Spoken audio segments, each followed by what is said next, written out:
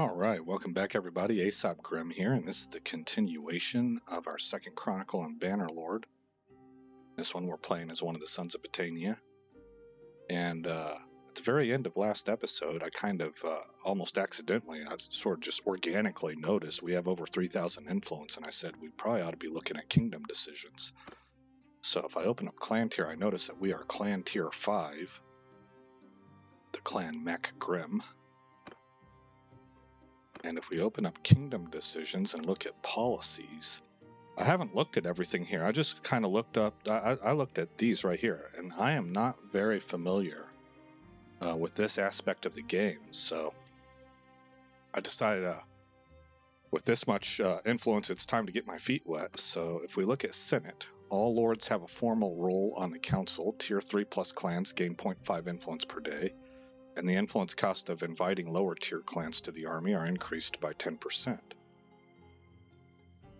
Well, I'm not even inviting lower tier clans. I'm just inviting my own clan right now. So that negates completely that negative. And B, at 0.5 influence per day, I think that might even offset. Maybe not completely, but I think it significantly offsets this cost. It would depend on how often we're raising armies. But I'm going to go ahead and propose this. And it looks like we have overwhelming support. Caladog's the only one against it.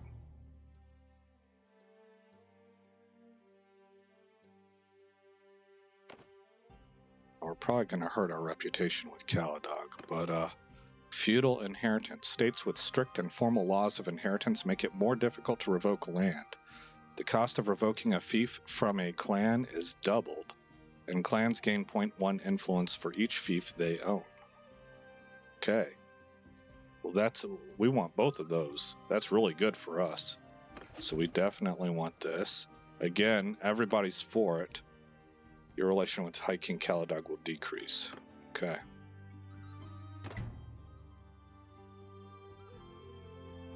So it decreased by 1 to 97. So we have a very high opinion with him. We're in a really good position to do this. Sacred Majesty, this is something Caladog would want. We are not going to go for that. He's the only one that would want that. Castle Charters. Nobles are encouraged to fortify their estates and can requisition labor and materials to do so. Castle upgrade costs are reduced by 20%. Again, overwhelming popularity.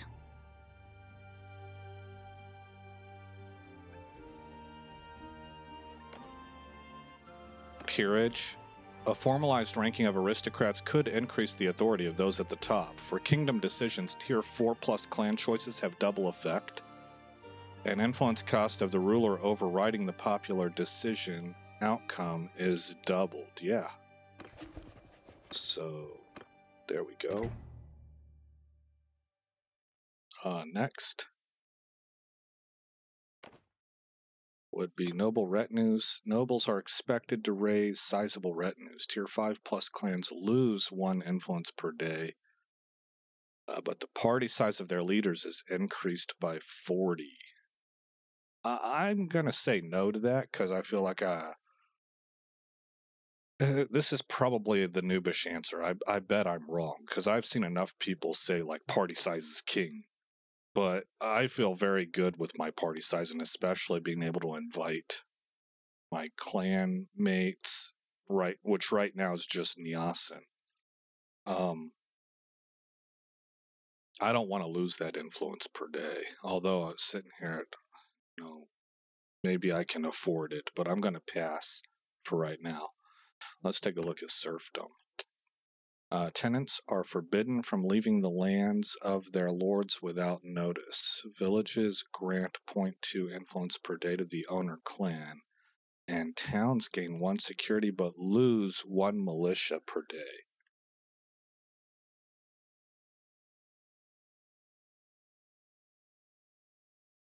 Man, I don't know enough about the mechanics to really understand if that's a good trade-off or not.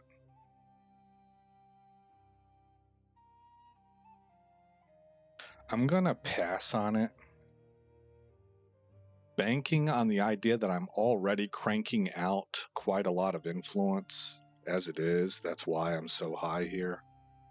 Expected change plus 4.7. Wow. Settlement buildings, supporters, feudal inheritance, Senate. And that looks nice, but I'm going to bank on the idea that I can create this myself without paying this cost. I can do this through money or something like that, you know, investing in projects or whatever. Marshals, the highest ranking of nobles, have the de facto right to assemble large armies. Armies led by tier 5 plus nobles require 10% less influence. Influence of the ruler clan is reduced by 1 per day. This might be worth having once we're putting together really large armies. Oh wait, no, it doesn't matter, but it's just armies, huh? This is a good one in general to have. I think we should propose.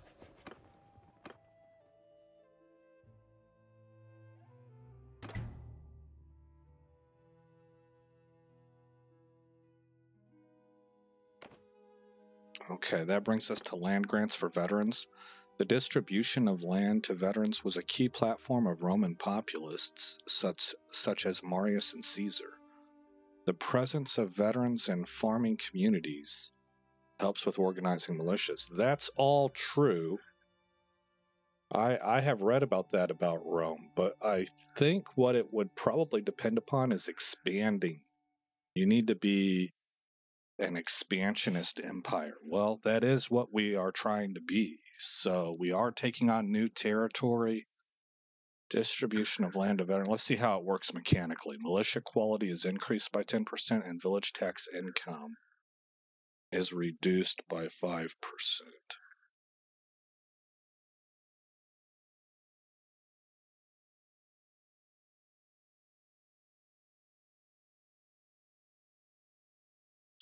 I'm going to say no. And that's because I personally I do this in most games I play. I put a priority, I put a premium on building up the economy and infrastructure of a nation because my baseline philosophy is that when you do that, it leads to a domino effect that improves everything else. And especially when you can do that without taxing the heck out of your people, because your population gets really happy and motivated. So I'm going to, because I prioritize economy, you'll often hear me say, I mean semi-often, I've said it in multiple games, that money is the oil of the war machine, you know, and so my idea is improve economy first. And when you do that, the money that you gain will improve the militia. So I'm going to pass on this. Let's look at royal privilege. There is a long list of reasons why a ruler can reject a law passed by the council. A ruler does not need to search long to find an excuse for a veto. For kingdom decisions, the influence cost of the ruler overriding. Okay, we don't want that. Council of the Commons. Some kingdoms, especially those that evolved from a city-state or a tribe, well, that's us, had popular assemblies that most of its members had the right to attend. Its powers were often limited, since it could only meet periodically, but it still gave the public the right to participate in government. Each notable yields 0.1 influence per day to the settlement's owner clan. Tax from fortifications, 5% decreased. That reads a little bit weird. I think it's saying that we have a 5% decrease in taxes. Maybe because we're building fortifications. I'm not really quite sure, but 5% reduced tax. Now this, we're hurting the economy, but we're gaining, I think, popular support here. So I tend to run things in a populist form. I think that's just the bent that I have personally, and so I enact that kind of stuff. So let's hit propose. and see how that works out. Oh, we would need a little bit more. Oh, he did not like that. All right. What's next? Road tolls. Local landowners have the right to collect tolls on commerce. Now, this is kind of like the old Renaissance days where you had the merchant class taking over, and the nobles, the castle owners, were seeing their way of life. The profits were going down because the world didn't revolve around how they were structured anymore. So my impulsive reaction to this is no, it doesn't appeal to me, because this looks like this is what they started doing. Those castle owners started taxing the highway systems that ran through their land because they had no money left. They were going the way of the brontosaurus, slowly going the way of the buffalo, and they knew it. And so they couldn't finance their castles were falling apart. They couldn't keep them maintained, and the merchant class was getting better. Merchants often had palaces that just totally outclassed what the nobility had, and they hated that. So I'm kind of against this on initial first blush. Local landowners have the right to collect tolls on commerce. Trade tax paid to the town owner is increased by 3%. Town prosperity is decreased. I'm going to say no. No. I see that we would gain taxes, but what this means is we're taxing the people harder, and it's hurting the prosperity, the natural mercantile nature of that town. I don't think so. I bet we would make more money up front, but this town, if we will let it grow over time, it will eclipse what we could make right here. And it will never get there if we enact this law. That's what I think would happen. So I'm going to pass it. Precarial land tenure. I don't even know what words I've just read there. Land grants are considered to be temporary offices rather than the rightful inheritance of lords. Oh no. In practice, heirs tend to take over their family fiefs, but it's easier under depositions to remove them. The influence cost of proposing settlement annexation is reduced by 50% for the ruler clan. This must be the opposite of the one that we passed. So I'm going to skip that. A shift in the tax, this is land tax, a shift in the tax system that put more emphasis on property and less on the head tax charged to everyone could collect more from wealthy landowners. 5% of the village income is paid to the ruler clan as tax. And there's 5% less village income for clans. I'm actually going to pass on this. I could see this going either way. This one would depend on how you view things, what your philosophy is. The idea being presented here is tax the wealthy more because the wealthy can afford it, and tax the poor less because they can't. And that's how you'll keep your society running. Because if you need a net 100%, right, 100% of whatever in order to keep your society functioning, the percentage that you divide that up between wealthy and poor, it doesn't matter. You can skew that however you want. It could be 90% wealthy and 10% poor, and you're still at your 100%, right? Also, the idea is that if you took 10% from the wealthy, you get a whole lot more than if you took 10% from the poor. And I understand all of those. I don't have a degree in economics, so what I'm going to go against that. And I can't really back it up. It's just like an instinct for me. I'm going to say that this right here, if you don't pass this and you keep it as is, what you have what amounts to a flat tax. Everybody pays. Everybody pays the same percentage. You make $100, you pay 5% of that. You make $100,000, you pay 5% of that. And people are free to be able to apply themselves and their own talent, their own work ethic and their own talent to climb as high as they want in this society. But if you're content sitting down here, I'm not going to tax you 1% and tax them 25% just because you're content. I mean, God bless you. You know, I'm not throwing anybody under the bus. This is kind of where I feel like I'm at. I wouldn't say I'm poor. Like, I'm not wealthy is what I'm saying. I'm like, I'm happy. I'm content with where I'm at, and I don't have ambitions to go out there and work as hard as Elon Musk is, you know. But I don't think that Elon Musk should have to pay a much higher percentage than I do in order to keep society flowing. I think that's everybody's job. And if you do a flat tax, it's a percentage. It's just hitting a ratio of your income. So I'm gonna pass on that. And again, I cannot sit here and really break that down as to why I think that that's correct. That is more of an instinct on my part. But I think if I were to go with this, I would throttle innovation. I would stifle the people that are the greatest producers that end up producing jobs and stuff that filters down. I guess that's called trickle-down economics. Right. And there's a lot of ways that trickle down economics could get gobbled up and completely shut down, but that doesn't exist in this game. You know, I mean, we're talking crony capitalism and stuff. Crony capitalism is, as far as I can tell, and again, I don't have an economic degree, but I'm a huge fan of capitalism. I think if you look at history, there's no way that you can deny that communism has absolutely flatlined people. It brings everybody down to the lowest common denominator. It makes 90% of your population slave labor and 10% the aristocracy of your land. That's what I think, right?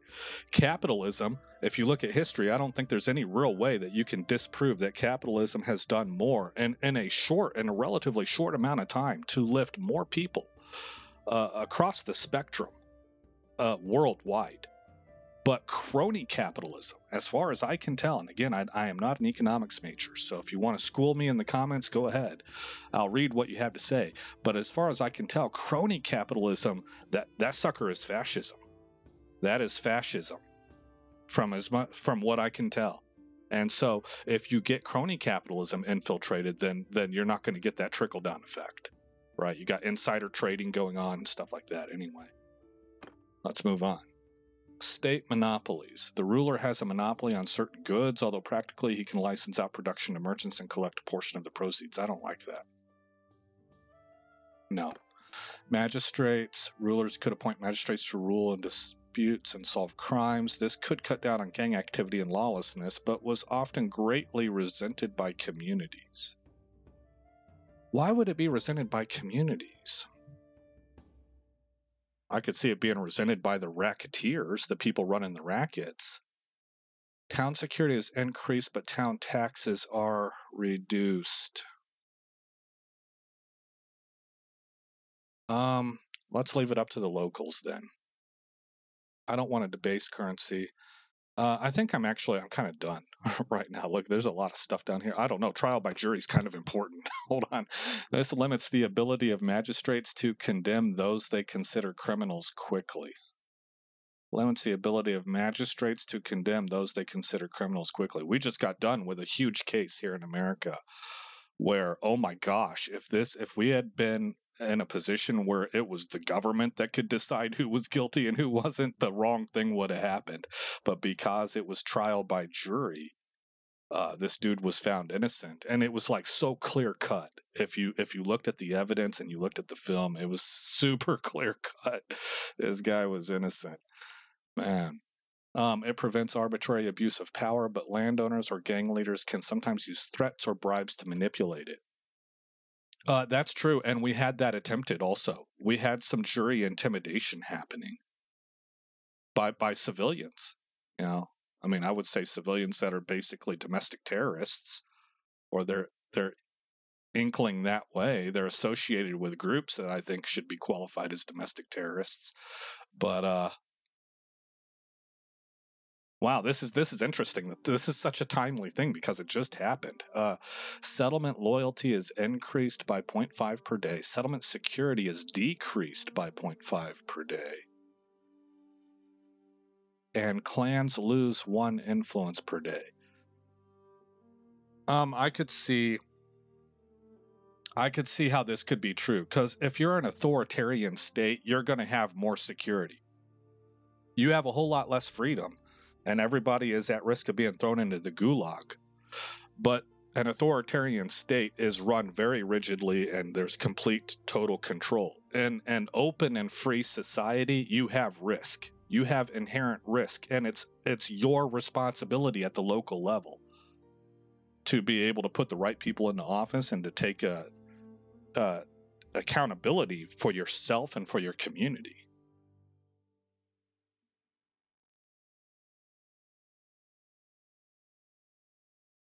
I don't think I would normally pick this because I don't want to lose that one influence per day, but because of what just happened, I'm like, heck yeah, we're taking this. Get that in there. All right. Gosh, we got about 10 minutes left. What's Tribunes of the People? Tribunes of the plebs were Roman Republican offices. They were designed to give representation to families without patrician standing and could veto legislation from the Senate. Town taxes paid to the ruler are reduced by 5%. That would be me, right? I'm going to be giving up 5% of my own wealth, but town loyalty is increased. Let's do it. Do it. Okay. Now we just passed a whole boatload of things. Let's find out how that affects Battania, because I don't know what episode we're on, but we're kind of deep into this. And we're just now really beginning to roll into other countries. It took us this long just to get solid borders. And with these new laws passed, maybe we will see our nation as a whole begin to really improve at a more rapid pace. Okay, who are we at war with? We're at war with Valandia. Now, guys, I want to remind you, watch who I'm talking about, because for some reason, and I think I know why, I keep calling Sturgia Valandia, and I think it's because whenever I see Sturgia, I think Vikings, and V for Vikings, right? V for Valandia. But obviously, if I'm mousing over here, I'm talking about Sturgia. Let's go into... Where's our armies at? Can we invite Niasen? I would go to Kingdom. I would go to Armies. I would create Army. And I would pick Niasen. Yes, we can. And it doesn't cost us a dime. Let's move towards him. Vote for the new owner of Talavel Castle. Who do they want to give it to? Nobody.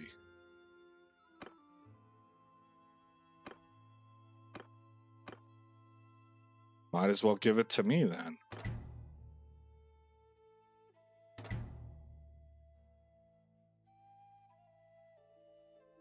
We own an awful lot of land. We could become dangerous here pretty soon. Caladog may not be looking at us very favorably. Oh. Up here. Freedom of Alari.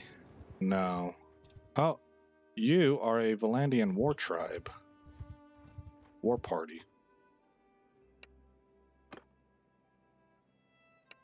Well, they're tiny, but this is my first fight of the day. Unfortunately, it is nighttime. I try to not do that so much, but here we are.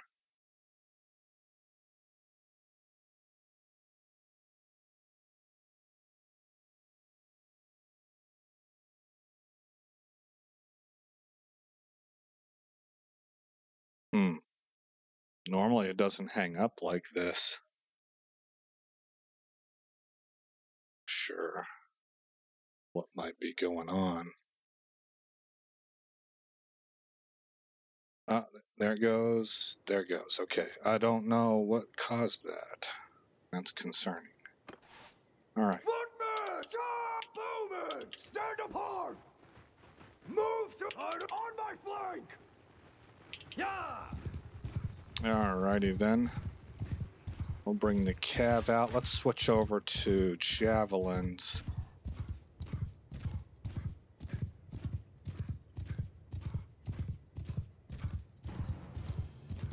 Okay.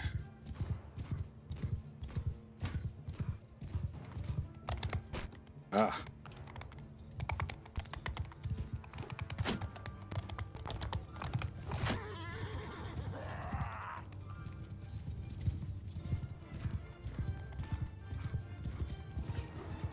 Oh, that was a good shot. That was a good shot. Ah, here we go. Feels like an airplane flying into the flak. Got one. Oh, you have Cav.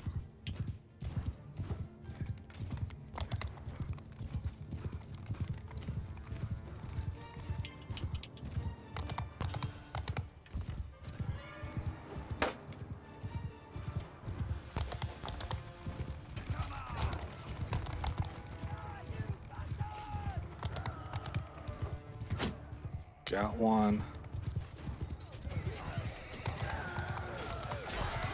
I launched that was a blind launch on accident, so spent some of my ammo. Oh, I'm accidentally in first person. They're breaking up. All right. Their cav isn't breaking up.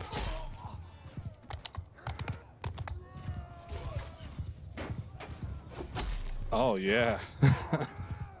But their infantry has departed the field.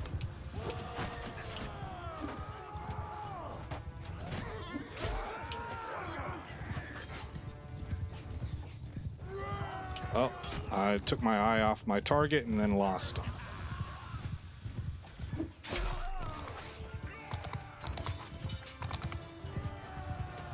Oh man, we got a lot of artillery coming in, missiles. We got arrows and javelins and axes. Horsemen, follow me! Cavalry, kill them all! Oh, I totally had no excuse for missing that dude. All right. Round up the prisoners. You're my prisoner now. Okay. Loot. Looks like somebody leveled up. Let's drop in at Pencanak. Niasen took a beating from someone. Maybe the guys that we just ran into. Wenseer. Wenseer, you're a traitor, are you not? Let's go to the keep. Go to the dungeon. Donate prisoner Dallinger. Shoot. I really need to take the others and donate them as guards to my new castle. Let's sell. Sure. 7,000. Okay, and who leveled up?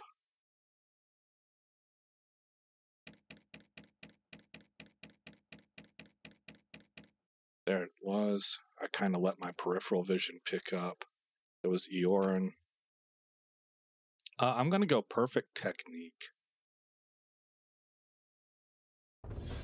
I think that might actually be better than mounted skirmisher. And he has a focal point. Where will we put that?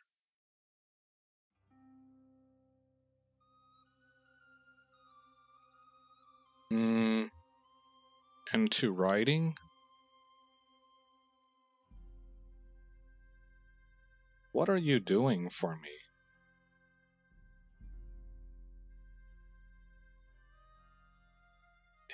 I can't possibly have him in writing. Let's hit done. Let's take a look at him. Whoops. All right, Eorin. No horse, although you are good at riding. You have 97. But you are leading my frontline troops, I believe.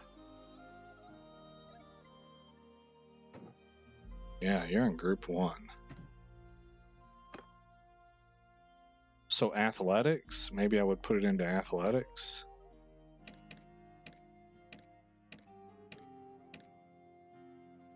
Oh, he's already maxed out there.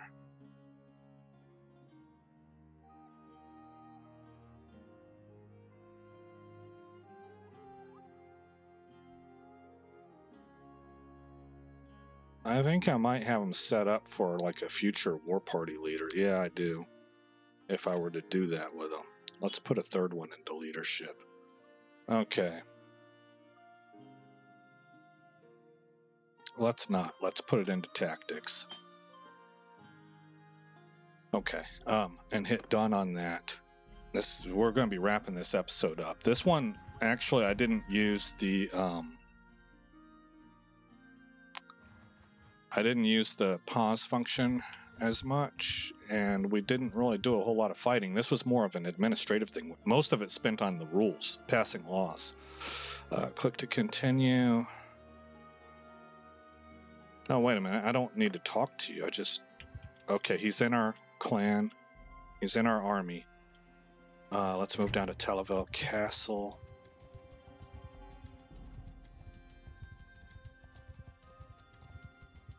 How are we doing on food? We're doing fine. And at Televel, we can go to the dungeon and donate these 25 prisoners. Okay.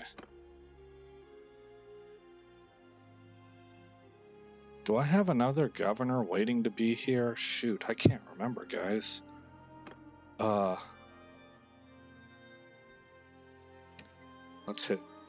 Let's go to party, actually.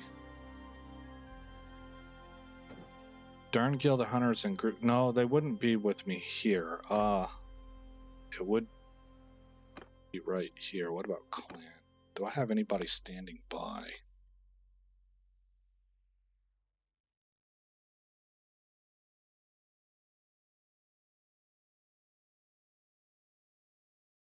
Wenseer, are you good at trade? Yeah, okay, so we need to go make him a caravaneer again.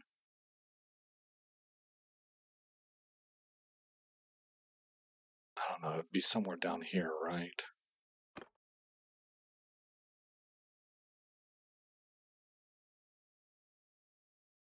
Governor of Sargo. Companion.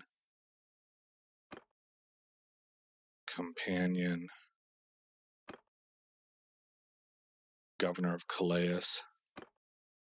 Companion. Although he is... Okay, Derngill the Hunter. Are you good at charm? Okay, I set Derngill up to be a governor.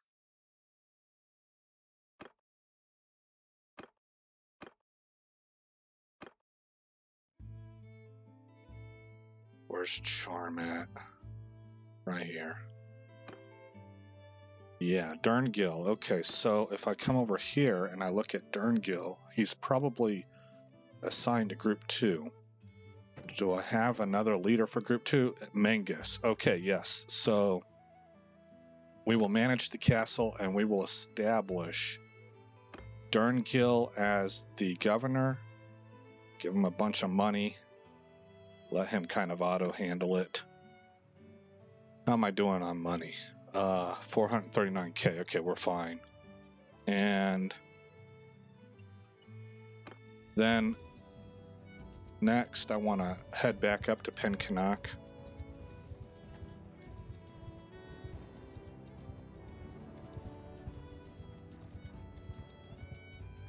And go to the Tavern District. Wenseer.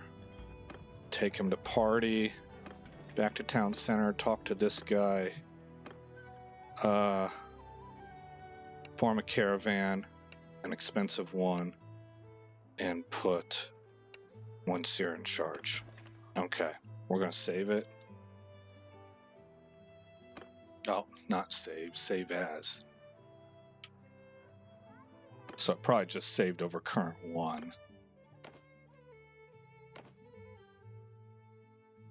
I want current 2. All right, guys, we're going to close this episode out. Again, I'm Aesop Grim. Thank you for coming by the channel. What do we have here? Oh, okay. I hope all is well in your neck of the woods. and I will see you in the next episode where this story continues.